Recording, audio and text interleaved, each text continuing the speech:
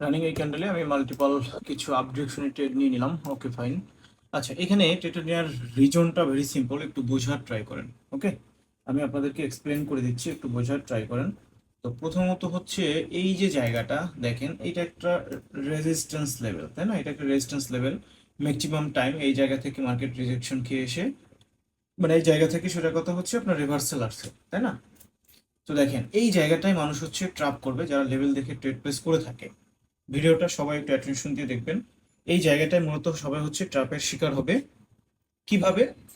তো যেহেতু প্রিভিয়াসলি এই একবার এখানে একবার দুইবার অলরেডি হচ্ছে টাচ খেয়েছে, তার মানে যারা লেভেল দেখে ট্রেড ট্রেড প্লেস করে থাকে তারা, তাদের ভাষ্য মতে এটা একটা স্ট্রং রেজিস্ট্যান্স লেভেল। এখন এই রেজিস্ট্যান্স লেভেল থেকে এই ক্যান্ডেলটা যেহেতু হচ্ছে রিজেকশন খেয়ে আসছে, তারা কি মনে করবে, যেহেতু এই ক্যান্ডেলটা রিজেকশন খেয়ে আসছে তার মানে এই ক্যান্ডেল ডাউনে যাবে। তো তারা এই চিন্তা করে এই ক্যান্ডেলে ডাউন ডিরেকশনে ট্রেড নিবে। কোন জায়গা থেকে নিবে? এই যে ক্যান্ডেলটায় দেখেন, এই যে ক্যান্ডেলটায় যত বড় উইক আছে, 30 সেকেন্ডের মধ্যে যত জায়গা থেকে সেফটি মার্জিন দিচ্ছে তত জায়গা থেকেই সবাই ট্রেড করছে।